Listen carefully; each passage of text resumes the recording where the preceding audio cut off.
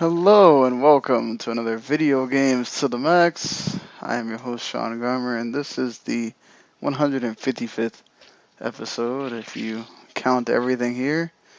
And you can hear Mark crumbling paper or what. So what's been going on? Nothing, just playing games like usual. Yeah, the usual thing we do here. And what I know you've been playing more Prey, but you said that this phenomenon that's been taking over the multiplayer gaming verse, somebody gifted you the Player Unknown Battlegrounds. Yeah, a friend of mine named Jared Ray. He's a pretty decent guy. He grabbed it for me. For me, who I don't know what this game is. What? It's do you know the Japanese film Battle Royale? Yes. Or like Hunger Games? It's that. Yes. Okay. Like you literally start off like a quick lobby where it's like almost like a picnic ground and everyone's just gathered together, and then when it counts down, you're all on a plane and you're flying over an island, and you parachute out, and it's up to 100 players on this island, and you're basically just trying to kill each other. Huh. And there are different radius circles on the map that you can, the gameplay, the circle constricts, and if you're caught outside the circle, you just start taking damage constantly. So it's you're trying to move to a new area, or if it starts constricting, trying to find safe ground. And nice. Yeah, the whole point is just to become this top survivor. Or yeah, I'm terrible at it. I'm really bad. I think I've played 6 matches, and my top score was the first match I did was 30th, because I just hung out in the bathroom until the circle got me. So how many play per match, or? Well, I mean, because it's so popular. The minute you die, it's only one. It's only one life. Also. Oh, okay. So you just boot it back to the lobby, or to the game menu. But I mean, you hit quick join, and you pretty much join another game instantly. Oh, okay. So you're not just sitting around in the lobby. That's good. No. I mean, eventually, when the game goes down in popularity, you might have to sit around. But I mean, because it's so popular right now, you can get into a match almost instantly. That's pretty cool. I mean, it feels good. That's the thing, is it's based on I think the Arma engine, I want to say, but it's not janky like those games are. It actually doesn't feel that it feels decent. That's always a plus. But I mean, it's still in early access, so some stuff doesn't quite work. I guess doors aren't great. I think it doesn't leave early access in a couple weeks. I don't know. Maybe. I think I'm confusing it with maybe another. Yeah, I think it is. Hold on, I keep seeing. I think it's on the 20th. It might leave early access. Okay. I'm not sure. But I'm sure it's not going to play much differently. But no, I doubt it. I mean, if it does leave that early, props to them, because I mean, fucking Rust is still in the alpha stage, and that's been on for almost, I think, 4 years at this point. Jeez. Or that Ark Survival Evolved game, that's never gonna leave early access. Don't they just keep adding on to that game even though it's in early access? So yeah, same thing with Rust. You can buy premium shit for Rust, and it's disgusting, because it's this game's an alpha still. Get on with it, people. Come on. Yeah. It's like Star Citizen at this point. Yeah, the total, I just looked right now, the number of people playing Battlegrounds is 82,000 players right now. And the all-time peak was 174,000. Which isn't bad. Yeah. Well, there you go. And it's it's a fun game. So if I had people to play with, it might be a lot better. Yeah, he would save you from having to hide in the bathroom there. Yeah. So I mean, Prey. How are you feeling? Man, all these bugs keep showing up now. Yeah, I told you earlier, Prey is a great game, like on the cusp of being like an amazing game, but just too many things hold it back. Like, there are bugs, to be sure, like the PC version of the game started fucked for like the first week it came out, and I think it just got it working. And I've run into issues where like quests don't update. I have a quest right now that's broken because like I'm supposed to talk to this person, but the person like is like hostile towards me. Like she's not. She's just sitting in like on like the floor, but for some reason the reticle turns red when I like go like wave my gun by her, and I can't actually talk to her. So how are you supposed to complete the mission? Just wait till they fix that, or? Well, I plan to complete the mission by reviewing the game soon, and then not playing it anymore. That's always a great way to do it. Or like I had the UI glitch out of me once, and yeah, it's a buggy game to be sure. But even if that stuff like worked fine, it still has too many things holding it back to like make it a truly superb game. Like my score is probably going to be around the 8 range, like 8.0 or something like that. Like the combat is just not fun, I don't think. Or it just gets too old. Like like it just gets monotonous after a while. You can kind of get around enemies a little, but that's not fun. What else? Like the core problem for me really is the space station is very large, and you'll have quests to do on like one side of the area to like another, and to get between those areas, there's 2 or 3 different load screens, and it's like, oh god, like I don't even want to do this anymore. Then, like I'm not going to do the quest. Yeah, that seems really, really annoying. You got to go through that. But I mean, it's good that it's a great game. Just always sucks when technical issues are marring it from being recognized for like, more than that. Like I would just say, like BioShock, the first BioShock was like a groundbreaking game when it came out. This is like a step below that. Like it's trying to be, and it does have a lot of very cool ideas in it, but it's just missing like the core like functional gameplay that BioShock had. Yeah, I mean, and like some of the weapons are just weird. Like the further I play into that game, the more I kind of wish there was just an assault rifle in the game, or like a sniper rifle, and there's not, and it's weird. Well, isn't the point to get you to use some of these other weapons so that? Yeah, but there's only 4 ranged weapons: this pistol, the shotgun, this like laser beam, and what is it? The like a Nerf foam launcher thing, which is just a joke weapon. Why even have that in there? Just to... It actually is useful in some like instances where you have to like press a switch like in a locked room. If you can like aim the arrow through it, or like through a window, you can hit it. But like that's about it.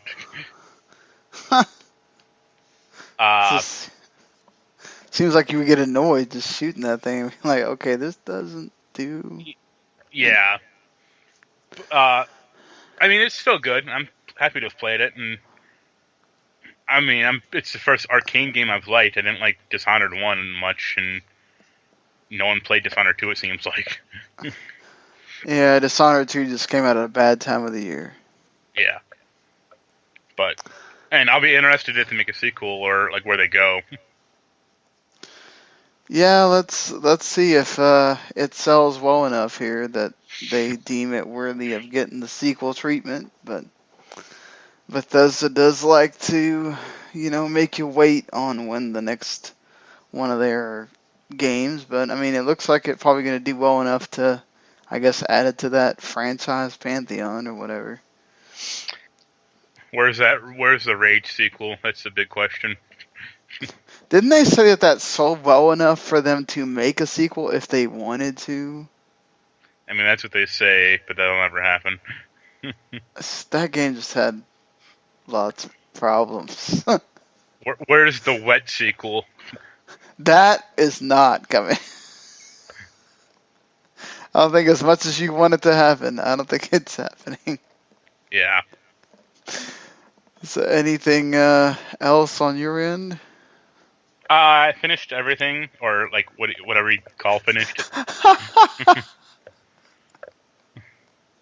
I finished everything. Oh wait, yeah, the game, everything. I'm still wondering how I'm going to do that when we do the review. I can't say everything review because nobody's going to be. I guess I have to call it everything game review or something. But I just call it everything. Say screw it. Like, yeah, it's like down at page 50 of the rankings somewhere. Yeah. Yeah, I mean, that relaxing game. Did you anything on Siberia 3? Not yet. I was working to work through Prey, and then I'll double back and do Siberia 3, and then Planescape. I mean, Planescape's easy to go through because I mean, I don't need to play it all the way through. First of all, and second of all, I know that game by the back of my hand, so that makes it really easy. Yeah. All I have to do for that one is just do like a quick technical breakdown, like, yo, it runs on Windows 10, 10 out of 10. There you go. Yeah, I have. I went and bought NBA Playgrounds just because it was $20, and I was hoping for some NBA Jam meets NBA Street, and I kind of got screwed. NBA Street with we're trying to be NBA 2K. No, it's not a bad game. It's just it tries to get too technical for its own good. And so, like, I think it depends on what you're trying to do with it, right? Like, I think if you're trying to figure out how in the world you're supposed to nail the perfect shot every time, you might as well keep going because you're never going to, because it seems to be a fallacy that just, it's luck when it happens. I've played I don't know how many games, and I can't figure out how long I'm supposed to hold the ball to get the extra point that you get if you get a perfect shot. And then how the hell are you supposed to judge how you get a perfect shot on a dunk? You tell me. What, I'm supposed to jump at the right angle or something? That doesn't make any sense. So, aside from that point, it's a basketball game. It works as a basketball game.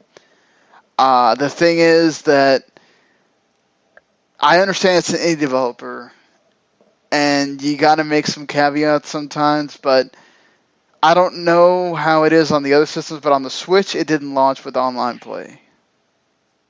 And you don't really know when it's going to have the online play, you just know it's coming. They did add extra players into the card packs that you unlock. That's how you get extra players. Which that's really weird too. Like, I don't know how many times I've gotten a repeat of Chris Paul. At least it does up their experience every time you get a repeat of the player, but it's just really random. Like, I can get George Iceman Gervin, and then I'll get a bunch of just role players on random teams. And, well, let's just see how that goes. Yeah, I feel like the balance issues, they got some balance issues there because, like, I can never shoot on the run, period. But the AI, they can be falling backwards and they'll make shots.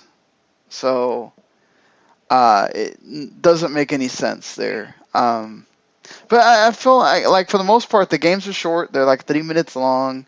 It's 1 quarter, so it's really easy to just pick up and play. It's fun with somebody else. I got somebody to play with me just to be able to get that experience. You can use one Joy-Con, so that's something too, because some of these games you can't at all. But it's also got problems, so it's going to be interesting to review. Yeah, the stuff I read about it was basically like the perfect shot thing is broken. You can never make, like, people can never make them, but the CPU always does. It's always vibrating. Yeah, it vibrates because of the stamina thing. Like, everything you do takes stamina. Yeah, and the stamina system's, like, broken. Yeah, it's just really weird. Like, okay, you can't push because that's going to take up all your stamina. If you do a dunk, it's going to take up your stamina. You're actually better off not dunking. This is almost like, it's the same thing as NBA Street. You're almost better not dunking because it's less likely to go in. You're more likely for it to not get blocked if you just try to do a layup. But then you'll also just miss random layups. So, like, NBA players should not be missing at all. I did figure out the trick to the three-pointer. You just have to have your feet set most of the time. As long as you're shooting with a guy that actually is good at three-pointers, they go in. So, kind of broke the system a little bit there. And then there's challenge. The good thing about it is that there's challenges. The stupid thing is there's challenges, but guess what you get for doing these challenges that sometimes are really annoying? You get a new ball. And guess what? I'm never going to play with that new ball unless I play exhibition mode. So what the hell is so great about winning these challenges? So it's funny. It's just I don't know what they were thinking there. I get the intention is to give you something else to do, but it's just some of the decisions, I guess, were not the greatest. Mario Kart, still playing that. Probably should have that reviewed pretty quickly. And then still trying to just make my way through Skylanders so I can do that review that I was supposed to do a long time ago. To be fair, the whole deal was I was supposed to get the Switch version of Skylanders. That never came. And she told me that I was getting the PS4 version just to do a review whenever. And then she just stopped talking to me, I guess because I didn't do the review fast enough. So I'm trying to see if I can get the review done so maybe we can get Crash. But we'll see how that goes if I even get talked to once I present the review. So at least it's the one game that my daughter will play with me, and she's actually pretty decent at, because Mario Kart is just, I don't think she's just at the age yet where it's good enough for her to not get frustrated. It's probably too fast or too complicated. Yeah, it's hard. I had to try to not tell her that she's in like 11th place, because then she won't notice and it's not a big deal. But like, it's sad to like look over at the other screen and she can't. She'll understand that she shouldn't be on the like edge of the line where you're almost out of bounds. And then when I tell her, I feel bad because she kind of takes it as you're making me feel bad thing. So it's just, I just decided that, all right, it's going to be Skylanders, and I don't know, we'll figure out, and we'll just take turns doing something else. But yeah, that's it for me playing. So, well, go ahead. Too bad that Sonic and Sega all team racing game isn't on the Switch or anything. No, I should see if the Skylanders racing thing is any easier, since they have that in the Skylanders game too. But I've never really actually tried it with her. But I love how the Switch, when you go on the eShop, they just randomly, it's like they realize that they haven't had a game come out this week, so they just randomly put the game in there. Like, it just randomly decided that Thumper's going to come out this week for the Switch, and it wasn't there last week.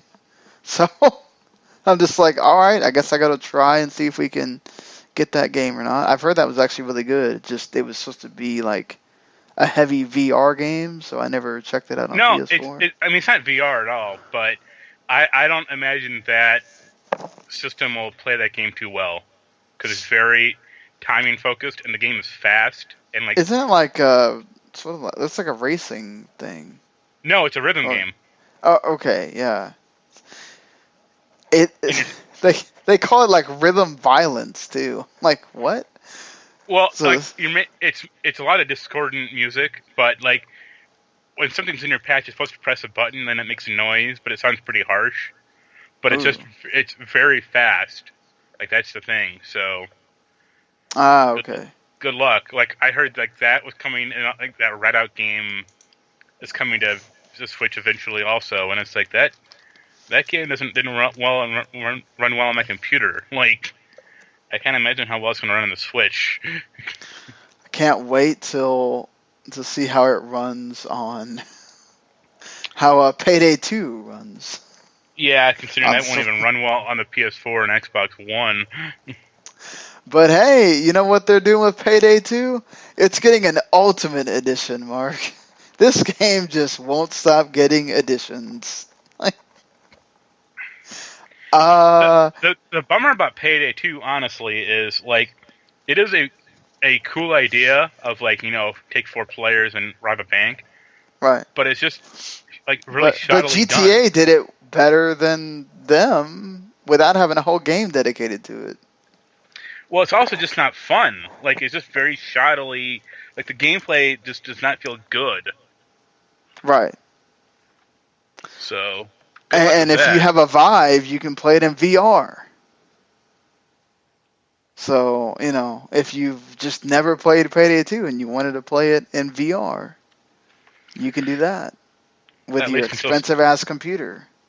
At least until Starbreeze unveils their VR helmet and locks off that game.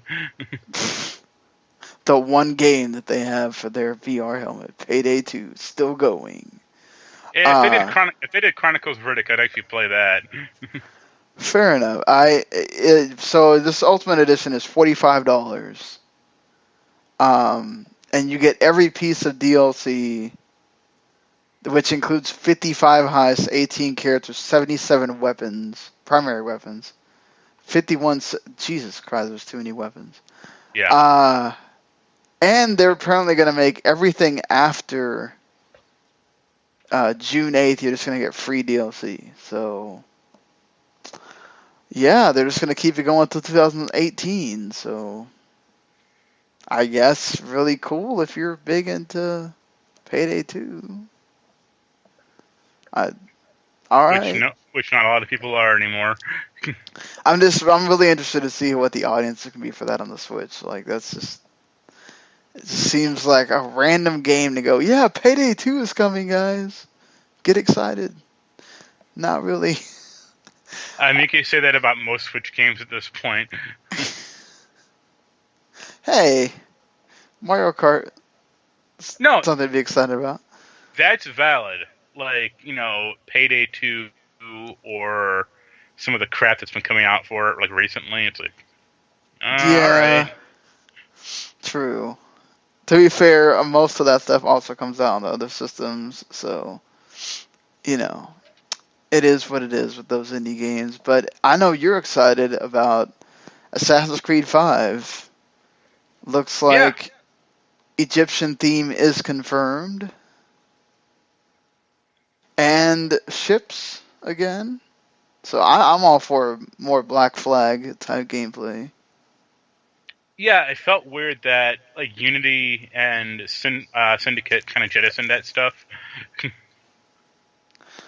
Yeah, I felt like it's because they wanted to keep it in the Rogue game, so they chose not to do it for the other ones. I mean, it would kind of been weird for the English. It wasn't Syndicate based like in old England, so yeah, Victorian England.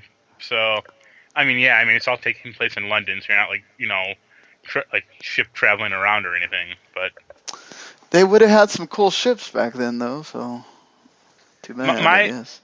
I guess my hope for that game, if it's true, is I really want them to do more with the present day narrative stuff.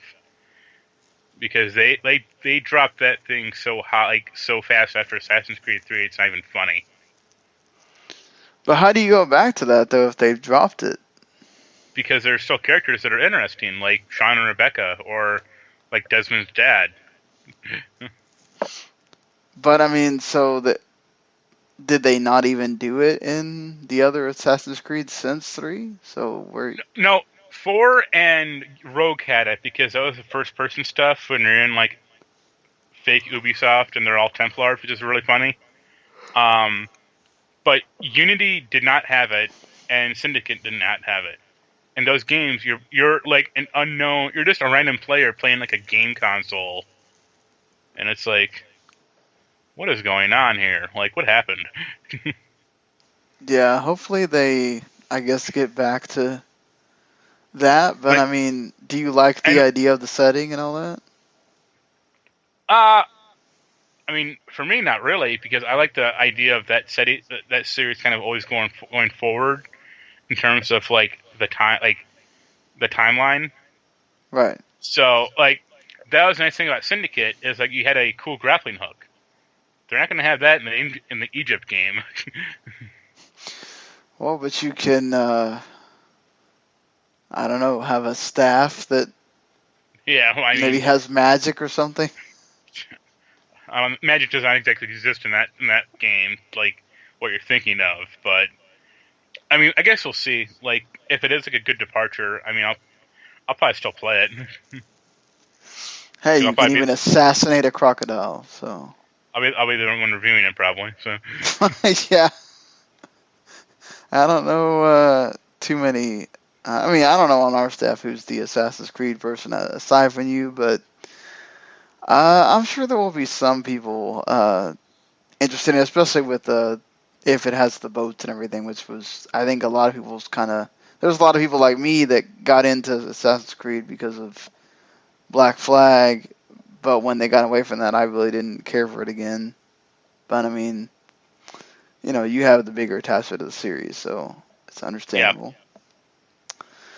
Speaking of an attachment, Square-Enix withdrew their attachment to IO Interactive, leaving Hitman and Jeopardy, perhaps, of what are they going to do with it, because IO had already committed to like 3 years of Hitman, and then Square-Enix just randomly out of the blue goes, hey, we are going to focus our resources and energies on key franchises and studios, so apparently Hitman is not one of those.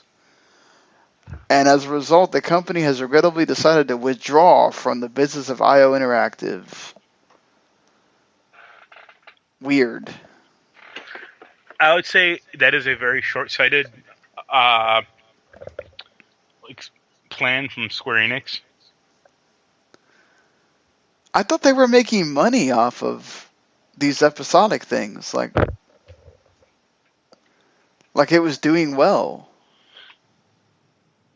Well, it reviewed very well, but I mean, it may just not have sold that well. But also, at a certain point, like, they crank those things out pretty quickly. Mm-hmm. Like, they Square itself cannot crank out anything quickly anymore. Like, Eidos makes a Tomb Raider game every 2 to 3 years, or they made Hitman, and I guess 4 years technically. Like that was when Absolution came out, but right. I would say 2 years with like this one, or at least one. But like what did it just need to pump more money in the Final Fantasy VII remake of Kingdom Hearts 3? Like, I'm assuming that's what they're hinting at. Is either that or like just the whole that RPG factory of making more RPGs, or I mean more Nier. Nier so well, so yeah. I mean they only published it. They didn't develop it. Right. But I'm I just think it's because the thing about Hitman is even Absolution had problems, but every Hitman game is like reviewed pretty well, and especially this latest one, like it got really great reviews. Yeah, but like you said, I mean, it may mean that they needed to sell, not necessarily review well. It's just weird. Like there's no why not come up with a better reason than that? I mean, that may be a case, but also, like, if that was the case, they wouldn't bring out so many dumbass games over in this country in the first place. But I thought that was the point, though. They wanted to become a bigger hit in America, so they bought Eidos to get Tomb Raider, to get Hitman, to get Deus Ex, so that you have a bigger connection to that American audience without having to whore out Final Fantasy all the time or Kingdom Hearts or whatever. Like look at, like, last year they came out with, like, Dragon Quest Heroes, which is, fine. Dragon Quest 9. Yeah, then Dragon Quest 7 and 8 this year. Dragon Quest 11, sorry. But they also made, like, Star Ocean. It's like... That was terrible. Yeah, it's like... Okay, like, why'd you make this? And then, I don't know about you, but every, like, month or so, I constantly get an email from Square going, like, we have four game ideas. Should we kickstart one of these? And it's like, you're fucking Square. Like, you don't have the money? I think that's part of that, like, that core thing where they have those developers that are, I guess, they're indie and they're trying to get one of them made or whatever. But it's, yeah, I mean, you're right. Like, why are you not just funding it? But, I mean, they're the ones that didn't think Tomb Raider sold well enough the first time. Yeah, so I mean, I would honestly be happy if they spun off Eidos. Because, like, Eidos does well, or they've been doing well. Like, if Eidos and, like, IO Interactive teamed up, it'd be fine. We'll have to see. I don't think that they're going to be letting go of Tomb Raider anytime soon, since that game does pretty well for them, but... I think IO will keep Hitman. Like, I think they'll keep that franchise. But also it'd be funny if they keep it and like one of the missions in the next one is like, okay, assassinate a CEO of this Japanese video game company. And he just winds up being this spiky haired dude. Yeah. You assassinated Cloud without his name being Cloud. Oh. It's like, you use a video game replica weapon to kill him. Where's that Buster Sword? Yeah.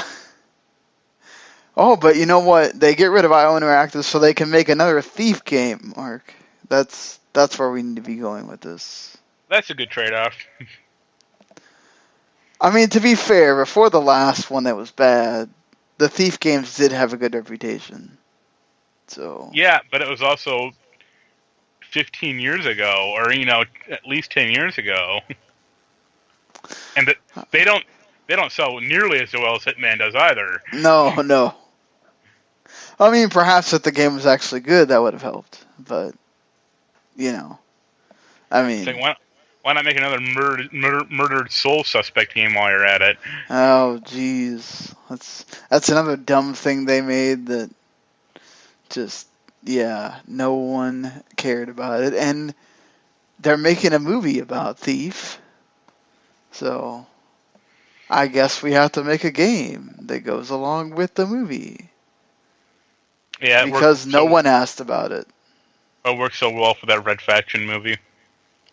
Or for Hitman, period. Yeah, I mean, Hitman's a good game, but both films are terrible. I can't wait till that Thief movie is terrible, too, so we can just keep on with the bad video game movies. I don't know if you saw, but like that King Arthur movie came out this weekend, and it cost like $150 million, and they made $14 million. Yep.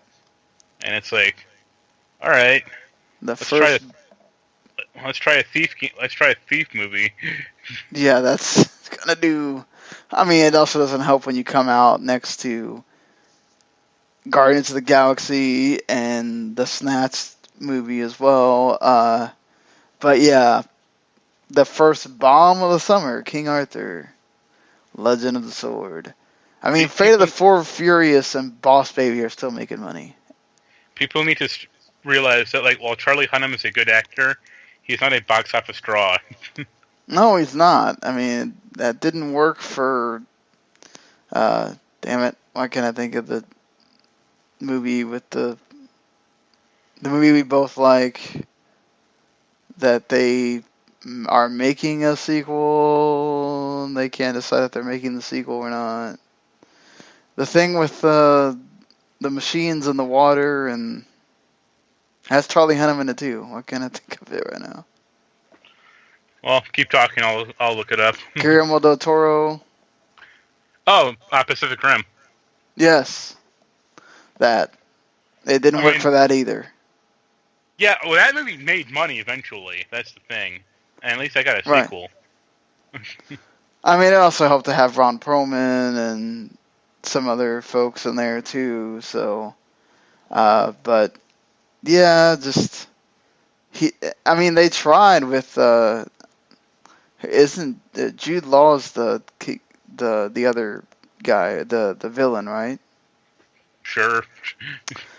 I mean, he's sort of a draw, but I think his drawing power has diminished, certainly, since you don't really... I mean, he was great in that Young Pope show on HBO, but that's also a TV show. All you have to do is turn on HBO and watch it. It's not like you got to really pay money to see that. So it's a much different deal when, again, you've got bigger blockbusters like Guardians of the Galaxy 2 and other things. Even that Snatch movie looked much more appealing than the King Arthur did. And I love King Arthur. Just, yeah, I wasn't too interested in it, honestly. It's kind of sad. It makes me sad. I mean, Beauty and the Beast is still making money, for God's sake. Yeah. So, and that came out how long ago now? So that should tell you. You're making... That almost made $4 million, and this movie made 14. Yikes. Ugh. So apparently Mass Effect did not, speaking of sales, did not sell well. Not to mention has problems. So Bioware is putting it on hiatus. And they're going to bring back Jade Empire. Yep, can't wait for... Really? No. Oh. Fuck no. You know there's going to be people asking for them to bring back Jade Empire. You know what? That wasn't a bad game for the original Xbox. Yeah, it was. You turned into a giant fucking frog. That game was terrible.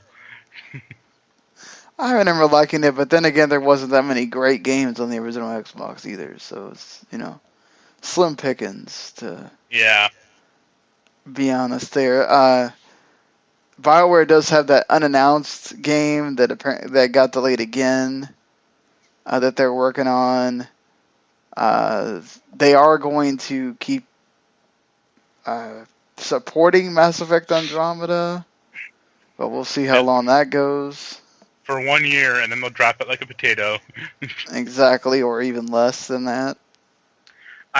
I really think that once the two doctors left from BioWare, Dr. Greg and Dr. Ray, I think, like, that studio, like, lost its way completely. Yeah, you just didn't really hear much after that. I mean, they were also living off of Mass Effect for a long time, too. I mean, after they left, they came out with Mass Effect 3, which a lot of people liked. I mean, it's still fine, but it wasn't like as revered as like Mass Effect 2. Right. They made Dragon Age Inquisition, which I kind of liked, but again, not a lot of people do. And then Andromeda. I mean, I would beg to differ. It's on the 2 top 100 RPG lists that I've read in the last week. So a lot of people had to like it at some point. But I agree with you. It's, it's one of these things where they know what they're doing. Just with Mass Effect, that felt like by the time you got to 3. Yeah. I was going to say, Andromeda looked and felt rushed, and it didn't look like it had a personality of its own, or enough to distinguish it from like the earlier Mass Effect games. Hey, wasn't that the point at the beginning? Was that they wanted to do that? It's like you're in a new galaxy and it's 600 years in the future, and it's like, okay, there are 2 new races in this galaxy, and that's it. What? And you're in a new galaxy. Why? And 3 or 4 of the original races from the old games aren't even here anymore. So it's like, so you made less alien races overall. So the further you go in the galaxy, there's less races. All right, is that what you're trying to say? Yeah. Okay then. Whatever works for you there, Bioware. Well, apparently it didn't work too well for him at all. So no, apparently not. So I mean, it's a shame. It's a shame because I actually do like the Mass Effect license or that franchise in general, but I don't think Andromeda resonated with too many people at all. Yeah, I just remember a lot of people complaining about Andromeda more than really liking it, which you didn't hear that much, aside from the first one with its, gameplay issues or whatever. And then complaining about the ending of 3. You don't really hear people complaining too much about 2 and 3 until you get to the ending. So it's really weird to get this game that everybody's been anticipating, and then it's like people just stop talking about it. Yeah. It's really weird. I mean, it also doesn't help that, literally I felt like we've gotten this really good game almost every week or every other week this year. I mean, this has been a crazy year for games so far, honestly. Of course, we are literally 1 week, or not 1 week, 1 month away from E3. So everybody is getting their E3 plans ready. We have most of the press conferences, days ready to go. Sunday is already filled up with Microsoft at 3 o'clock Eastern. That's when all the fun's going to start. EA with their EA Play thing at 5. And then Bethesda taking that Sunday night slot, probably to bore us to death as they've done through various parts of their press conferences the last 2 years. And then Sony's taking the Monday night slot, and then I think it's Ubisoft in their normal middle of the day slot, and then you get that terrible PC gaming show, and then Nintendo on Tuesday. Go ahead. We don't need to watch that PC gaming show. No, we don't. We can just take a nap during that. Then Nintendo in their usual Tuesday at noon slot with the Nintendo Spotlight, where they're going to be talking about Super Mario Odyssey, games from 2017. I'm sure there'll be surprises there too. They're going to do their normal Treehouse thing, and then they're going to do tournaments. Splatoon 2 and the World Inkling Invitational for Splatoon, and the Open Invitational for ARMS. And ARMS is also coming out the week of E3, or the day after E3 ends, or so I guess that's good promotion for that. But do you expect anything? I mean, obviously we're getting Mario, whatever, but you expect anything crazy from Nintendo? Or? I'd like a new Metroid, but I know that's not going to happen. It'd be great to play that on Switch. How amazing would that be? I guess my hope for Nintendo would be to do some of their virtual console stuff, but they seem utterly lost with that idea. I wonder if they're just going to not talk about the online thing at all here. Focus on games, and then when you get to September or August, they'll just do a direct and go, here's what's going to be in our online service that you're now paying for, even though you've had this for free for months now. Yeah, but at least at that point they'll have hopefully better matchmaking or a better friends list, Oh, please fix the friend thing. It's so annoying. It is just so annoying to try to make friends on that system. Mario Kart runs just fine with the online. I don't have a problem playing online. But just, you need to figure out something with that. I mean, I'm always Nintendo has some kind of surprise, so I'm kind of excited, hoping for a new Metroid, but I'm not going to hold my breath. Wouldn't be surprised if the Pokemon Switch game also gets announced, just so that they can have that, especially since the Disney XD Pokemon Sun and Moon cartoon just started airing too. So, goes in with that as well. Sega has been teasing Vanquish for like weeks, and then they finally announced that a port is coming to PC, and if you bought Bayonetta 1 on PC, you get 25% off the Vanquish port when you pre-order. You can also get the soundtrack sampler and a digital art book and some other stuff for pre-ordering. This is a game that kind of passed me by. I'd never really played it, so... I played it and loved it.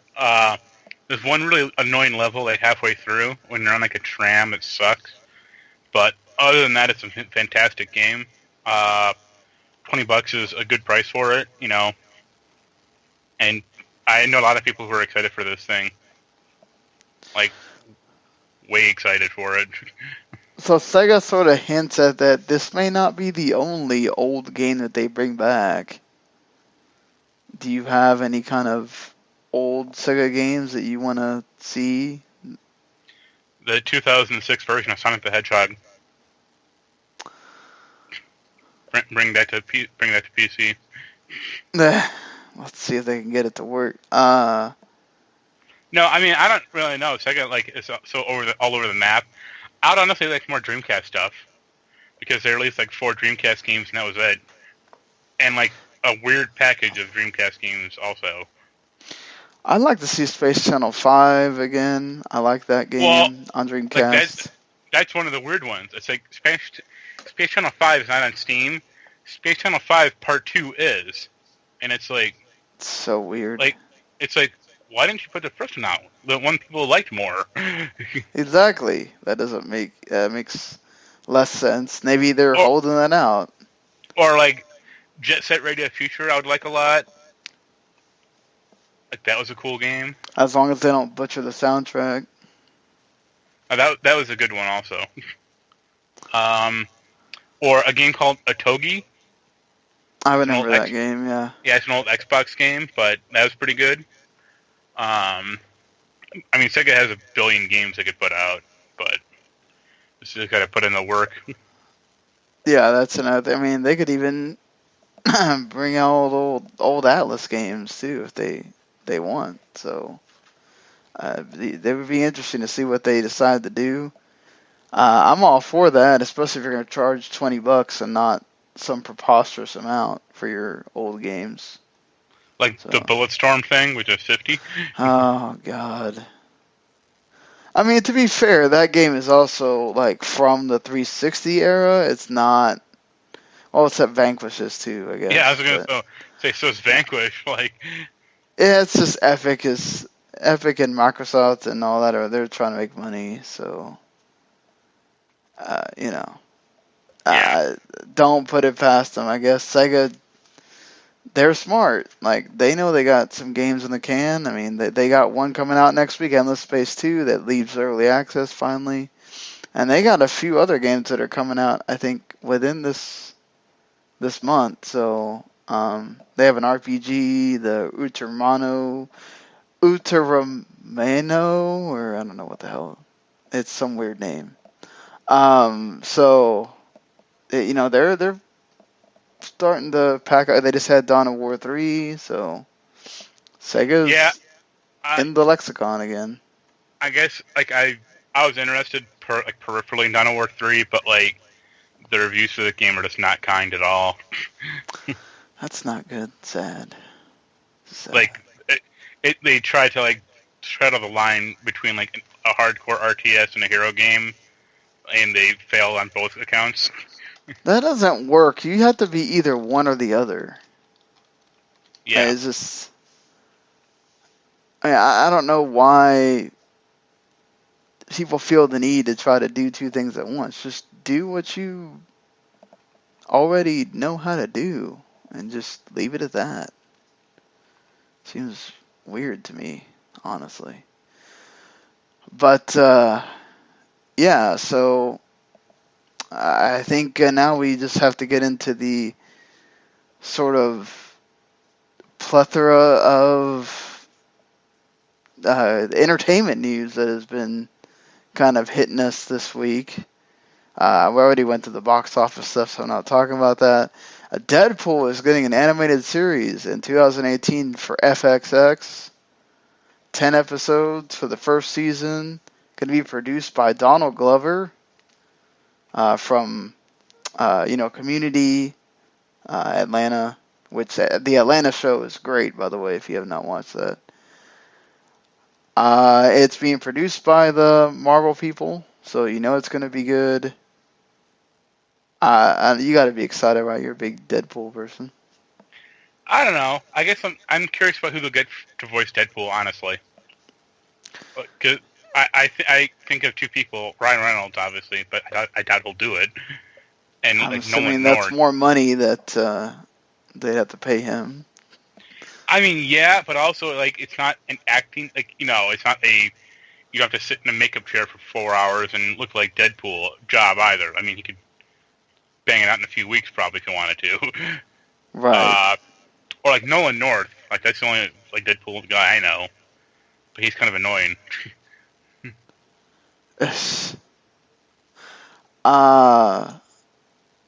Yeah, I mean, he could do it probably.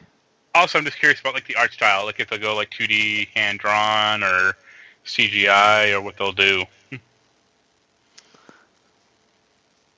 I wouldn't be surprised if it sort of looks like Archer. Okay. I mean, that they kind of nail that art style, so wouldn't be surprised.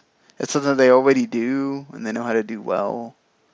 So they don't have to try to do something that they're not really too familiar with. I mean, I wouldn't care either way, whatever art style that. I mean, because one of my favorite animes, Berserk, uses CG. I wasn't too big a fan of it when I started watching, and it kind of grew on me. So I'm just glad that it's there. It'll be claymation. I don't know about if I could go back to that, but we'll see. Judge Dredd also getting a TV show. This one is live action, though. That I'm way more interested in, actually.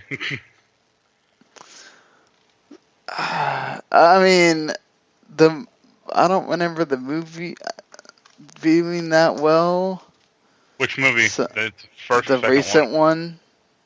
You didn't like that, or? I didn't like it too much, but I like the concept. I like Judge Dredd, but not the movie itself too much. So I'm interested in this show. Just, I think it's cool that they're coming out with a show for it. I mean, obviously they're not going to get Carl Urban to be Judge Dredd. Probably not, no. But I'm very curious how that show's going to look. Like how much of Judge Dredd will actually get into, because that comic goes in some really weird places. Yeah, let's hope that they can get into some of the weird places. Supernatural, like Judge Death, or stuff like that, like just bizarre. But I really hope it kind of keeps its satirical point or satirical elements also. It's kind of like Deadpool. You have to, or it doesn't work. Yeah. So, I mean, that's something that I would assume you're not doing it unless you already know you can keep the essence of what that show is. Go ahead. Oh, go on. I was going to say there's a comic called Strontium Dog. It's like part of Judge Dredd's universe, kind of. It's in the same comic. But it's about a mutant named Johnny Alpha, and that'd be cool if they crossed that over at one point. So what is Johnny Alpha? He's a mutant bounty hunter. He can read minds and see through walls. And he has a bunch of weird weapons. He has a time grenade. If he throws it at you, you basically disappear for an hour or two at a time, and then you reappear. But the Earth has moved on, so you're just fall to the ground. That's interesting. You don't Get too many characters like that, and I'd like to see it. He also has a Viking partner from the 12th century. That's amazing. That needs to happen on the show. I have a lot of Judge Dredd audio, audio plays from Big Finish, and the Judge Dredd ones are good. Don't get me wrong, but they have, I think, 2 or 3 Johnny Alpha ones, and Johnny Alpha is played by Simon Pegg, which is awesome. Oh God, I can already imagine how great that is. Oh, now I feel like I need to hear those. Not to be outdone, X-Men, The Gifted is officially coming to Fox. So, more X-Men shows appearing. That looked a lot more like X-Men, though, than Legion does. Well, I mean, it has sort of the... I think it's meant to be that way, though. No, I mean, don't get me wrong. Legion, believe me, I think Legion's going to, wipe the floor with this show, but... It does have Bryan Singer doing the pilot, so at least the first episode should be good. And it has Amy Acker in it, and I like her as an actress. I like Bray Redford too, so I'm kind of excited for that. You got some other people I'm not too familiar with, but I have trust right now that it'll work. I know Jamie Chung, but that's about it. Stan Lee is gonna freaking be in the pilot, so that already is gonna make it awesome. Let's see if they can get past the pilot, though.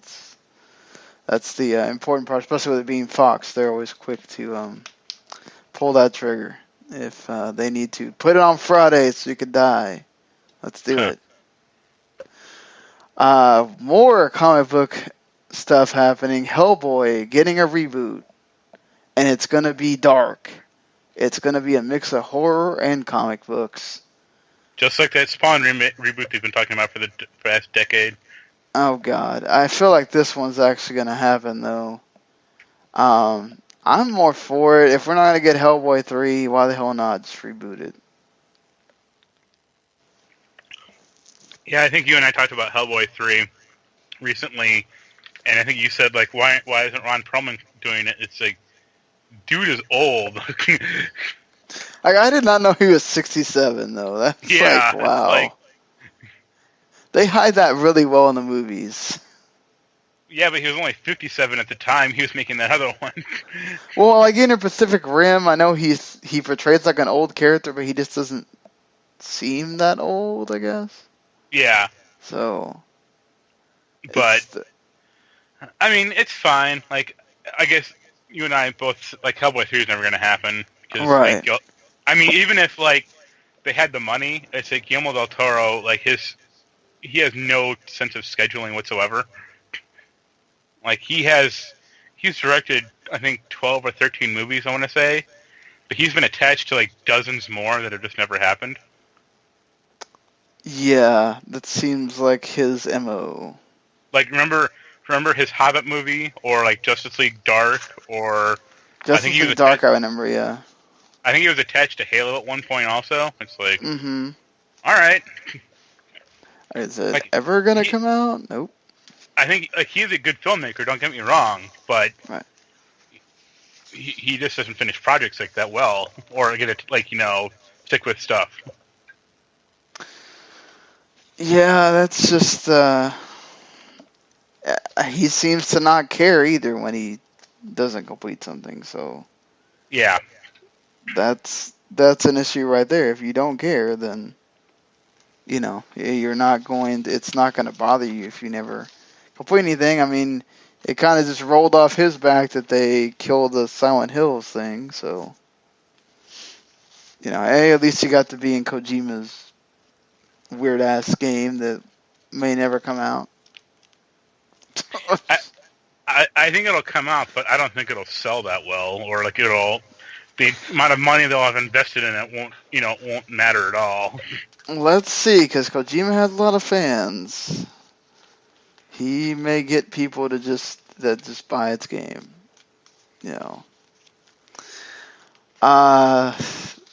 amazingly, this never happens. Timeless was canceled, and 3 days later, it was uncanceled.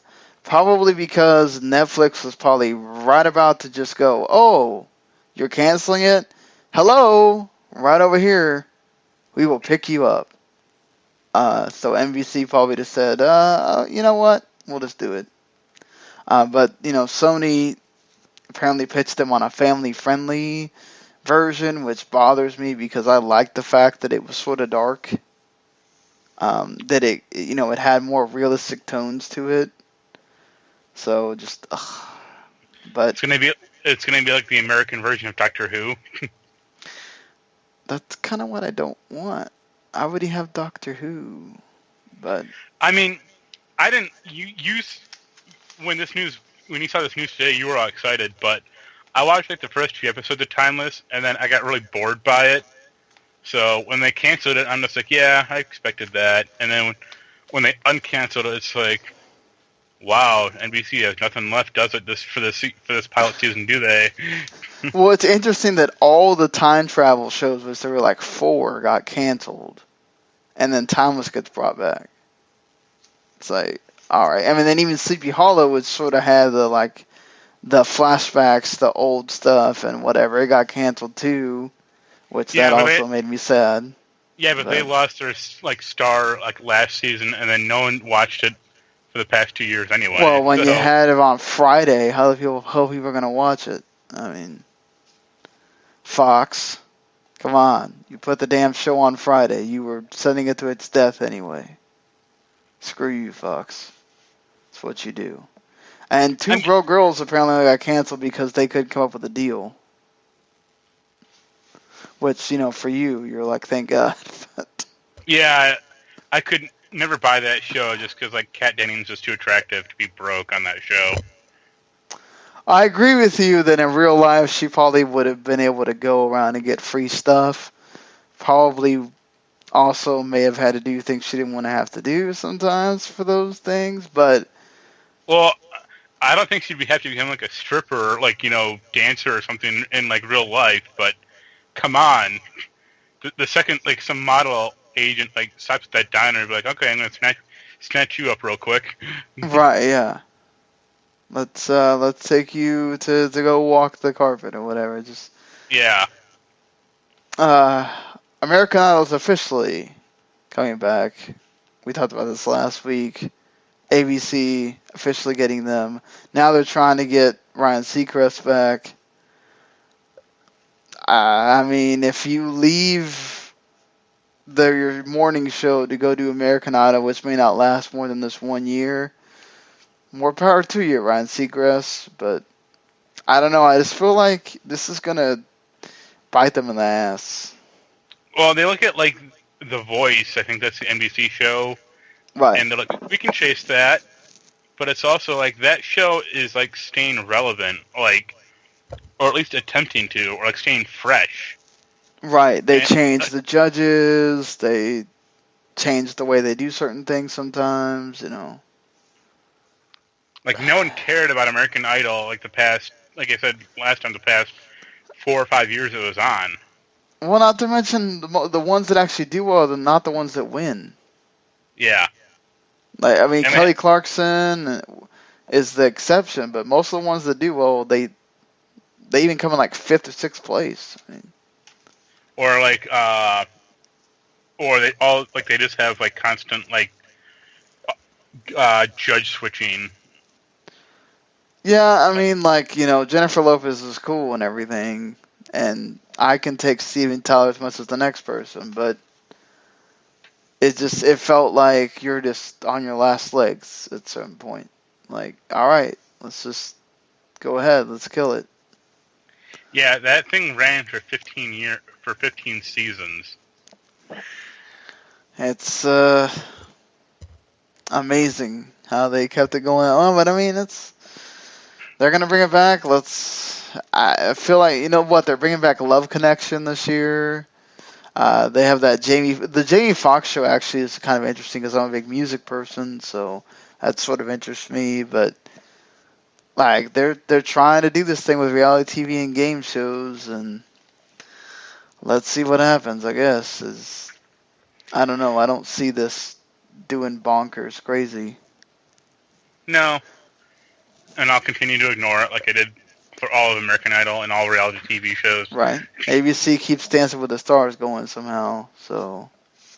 Even though they haven't had stars on it for like 8 years also. Yeah, they keep just putting random people on it now. It's like, alright, whatever. And Sci-Fi is doing this big reboot. I feel like they've changed this logo like 5 times. On June 19th, so a month from now, they will be debuting this reboot, which is just Sci-Fi with black lettering and I guess cool looking font. But it's still spelled incorrectly because they're dumbasses. Right. They're going to have a George R. R. Martin novella, The Krypton Show, which looks interesting. And couldn't tell you anything. I mean, say what you want, but Sci-Fi actually has been getting slowly but surely getting better over the past 2 years. Like, I think 12 Monkeys is like a great show. I don't watch it, but I've heard The Magicians is pretty decent also. And stuff like that. 12 Monkeys on Hulu. I need to finally watch it now. Yeah. Did you watch that Cloak and Dagger trailer? No, I haven't. Is it good? That looks weird. I'm not quite sure how long that'll last. Oh, hopefully it looks weird enough for people to like it. Oh, speaking of Hulu, have you heard of Dimension 404? I've heard of it. I've not watched it. It's supposed to be like the American version of Black Mirror. Ooh. But it comes across like Goosebumps. Wait, now I want to watch it. No. I love Goosebumps, so anything that gets that comparison. It really does. Like, I mean, Black Mirror it's very intellectual and very like I would say like depressing or dour.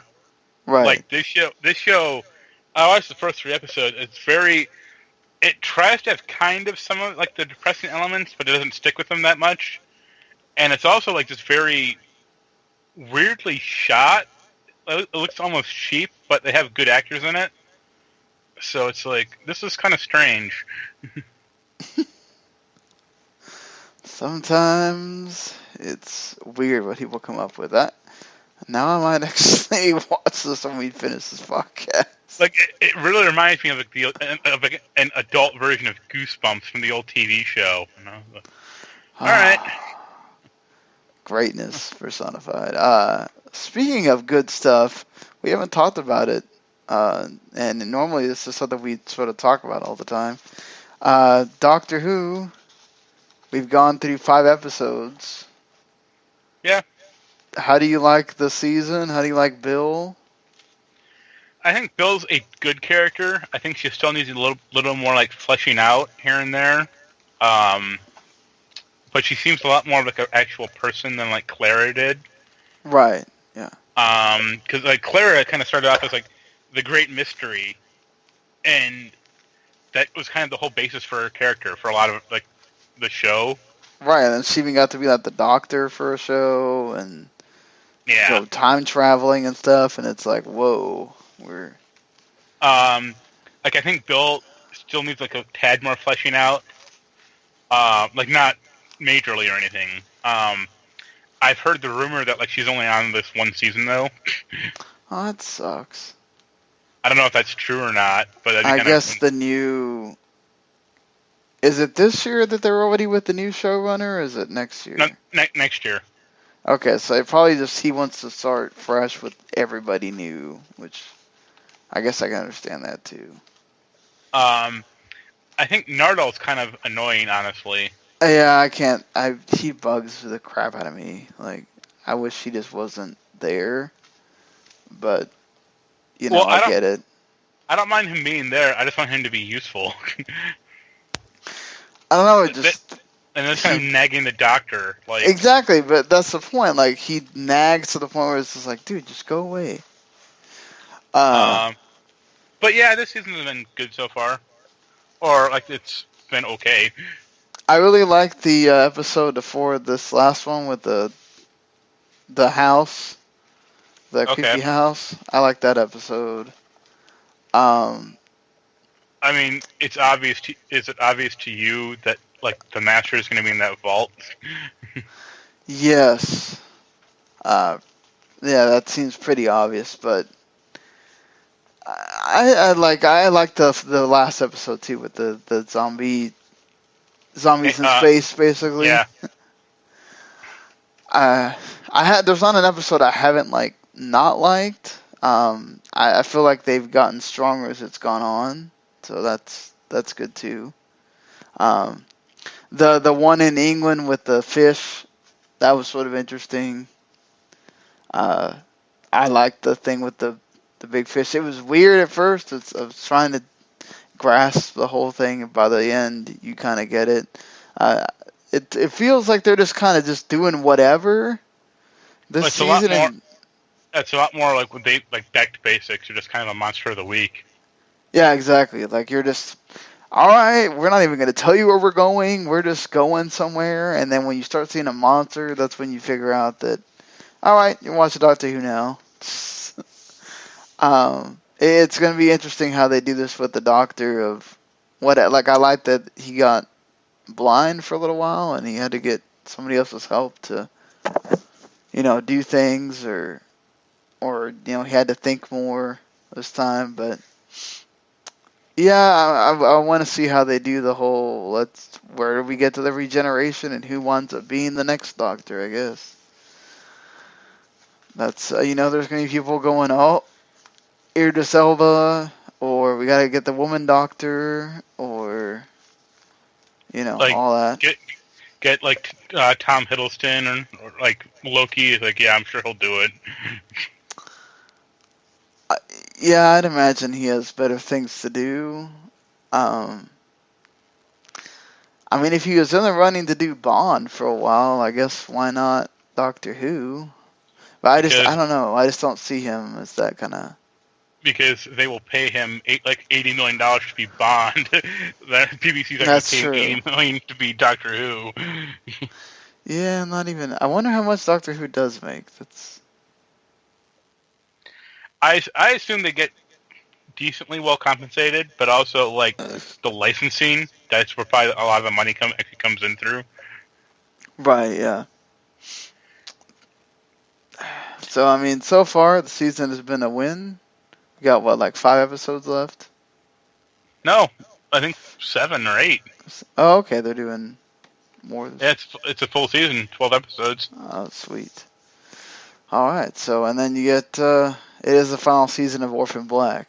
So I'll be kind of sad to see that show go. I like that show. Never watched it. It's interesting, certainly. So they just keep showing commercials for it, so I'm kind of hyped now. But have you watched The Class at all? I keep reminding myself to say I'm going to watch it, and I don't. No, I know it's decent. I know it's pretty okay, but I didn't watch any of their other ancillary shows that much. I watched Torchwood, but that was bad. I imagine this is probably going to be bad too. No, I've heard it's better than Torchwood at least. But I saw Torchwood news recently. They're like, we're going to do season 5 of Torchwood in audio play form. It's like, why? Yeah, because no one wants to bring back Torchwood because the last season sucked. No shit is going to be in audio play form. That seems like, well, I hope you get people listening to that, I guess. But I would like if Captain Jack came back to Doctor Who for an episode, but that's about it.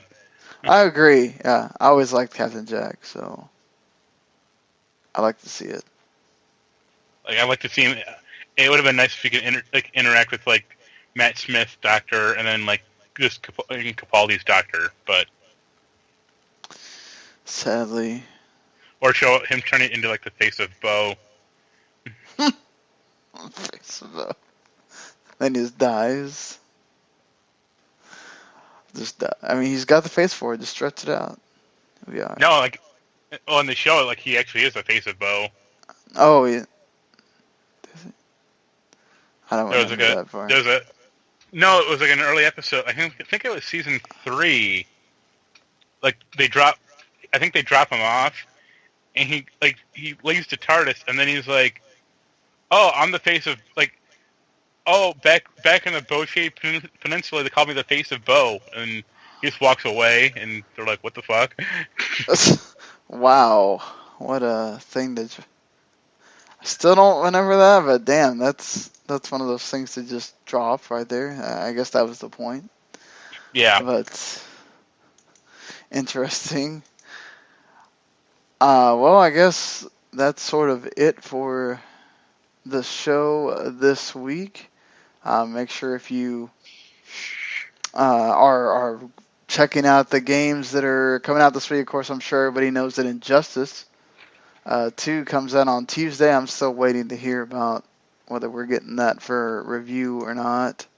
Usually, if they wait this long, it's usually a no, but maybe might get lucky. Sometimes they just are late at letting you know. The big VR game that has sort of been promoted, but not really, Farpoint also comes out. Kiba's Beat, the next Kiba game. Cookie Mama Sweet Shop, the next Cookie Mama game comes out on Tuesday. Fire Emblem Echo Shadow Valentia comes out on Friday. That's the Fire Emblem 2 remake. And Endless Space 2 from Sega also comes out on Friday. I'm kind of interested in Endless Space 2, but I didn't like the first one that much. I'll see. I'm asking for it tomorrow. So I really liked Endless Legend, though. Like, if they make a sequel to that, that's one I'll get for sure. I'm guessing Endless Legend is like medieval? Well, sorcery, but yeah, like fantasy. But it had a really great art style to it. Like, fantastic looking. And it made a lot more sense because you're just on one planet. Oh, okay. So I'm guessing you go on different planets on... Yeah, endless space. Like, every planet is, basically a city. Makes sense with the name, yeah. Yeah. Thinking about it. All right. So, make sure you check us out on iTunes, Stitcher, YouTube, TuneIn Radio, whatever. Leave us a review if you'd like. Hit the subscribe button. You can also listen to us on the Radlerton Broadcasting Network as well, of course, WTIM Network. And visit WTIMnet.com for all of our game reviews, wrestling stuff, and so on and so forth. So, for Mark and myself, enjoy your games, and we'll see you later, everybody. Later. The following podcast is a W2M Network original production. Visit W2Mnet.com for all of our other great podcasts, plus news, reviews, articles, and opinions from the worlds of wrestling, video games, football, and entertainment.